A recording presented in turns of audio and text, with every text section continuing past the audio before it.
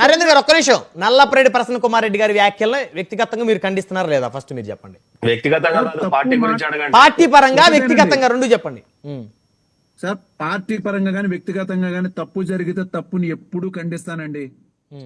నాకు పార్టీ ముఖ్యం కాదు. ప్రసన్న కుమార్ రెడ్డి గారి మాటలు ఇప్పుడు వీరైతే తప్పు పడుతున్నారు, కరెక్ట్ కదంటున్నారు. అదే వీరు పార్టీ నుంచి ఎప్పుడన్నా సరే కన్ను వచ్చిందండి, ఎవరన్నా సరే ఈ పొరపాటుకు జరిగింది, లేకపోతే కనీసం ప్రసన్న కుమార్ రెడ్డి గారు అన్నా సరే అయ్యో నేను ఇది కొంచెం ఆవేశపూరితంగా అన్నాను, నేను విత్డ్రా చేసుకుంటున్నాను, దయచేసి ఏమనుకోవద్దు మాట వచ్చిందా? లేకపోతే నేను దానికి కట్టుబడి ఉన్నాను, నేను మాట్లాడేది 100% నికార్సైన విషయాలు అని అంటున్నారు ఆయన. నేను కట్టుబడి ఉన్నాను అన్నారు మళ్ళీ తర్వాత. అదే కట్టుబడి ఉన్నా అన్నారు కదా అన్నాడు. ఏం నేర్పుతుంది మనకి? ఇప్పుడు కూడా ఆయన అదే స్టాండ్ మీద ఉన్నాను అన్నాడు. నేను తప్పు చేశాను, నేను ఏదో పొరపాటు మాట్లాడాను అనేది ఆయన అస్సలు యాక్సెప్ట్ చేయట్లేదు. నేను అదే స్టాండ్ మీద ఉన్నా అంటున్నాడు. అదే అన్నారు, ఇది కదా తప్పు, ఇది కదా పొరపాటు, ఇది కదా అన్యాయం, ఇది కదా దుర్మార్గం. మీరు స్క్రిప్ట్ రాసుకుని వచ్చారు, ప్రసన్న కుమార్ రెడ్డి గారు స్క్రిప్ట్ రాసుకుని వచ్చి పేపర్లు తిరిగేస్తూ మరీ చెప్తా ఉన్నారు, ఉన్నది చదువుతారు. అంత ప్రిపేర్డ్ గా వచ్చాడు ఆయన. ఏదో ఆవేశపూరితంగా ఎవరు ఇది అడిగితే రెచ్చిపో. ఇప్పుడు అక్కడ పెట్టింది ఏంటి సార్? వైఎస్ఆర్సీపీ కార్యకర్తల కొవ్వూరు కార్యకర్తల సమన్వయ సమావేశం అది, లేకపోతే ఆత్మీయ సమావేశం అది.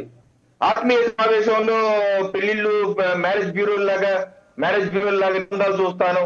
ఆ ముక్కు పచ్చలారని పిల్లలు తీసుకొచ్చే ఉండేదంటే, ముక్కు పచ్చలారన అంటే ఏంటండి? మైనర్ బాలికనే కదా. ముక్కు పచ్చలారంటే మైనర్ బాలికే కదా.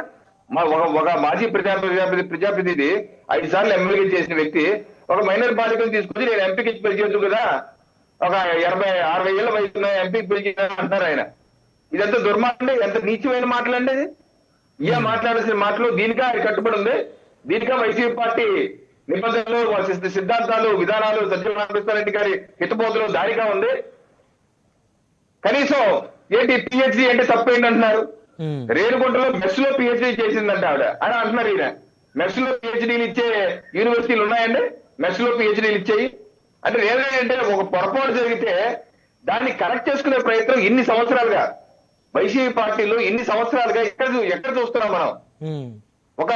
ఒక దాడి చేయడం గాని, తెలుగుదేశం పార్టీ కార్యాలయంపై దాడి చేయడం గాని, లేకపోతే జోగి రమేష్ గారు చేసినటువంటి వ్యాఖ్యలు కానీ, ఎప్పుడైనా సరే ముఖ్యమంత్రిగా పక్కనుండి, మంత్రిగా జోగి రమేష్ గారు పక్కనుండి, జోగి రమేష్ గారు బూతులు తిడుతుంటే నవ్వుతా కూర్చున్నారు. కానీ కనీసం ఆగు రమేష్ ఏంటో మాటలు ఆగి సభ అలా మాట్లాడు మాకు అని ఎప్పుడన్నారా? అన్నారని జగన్మోహన్ రెడ్డి గారు.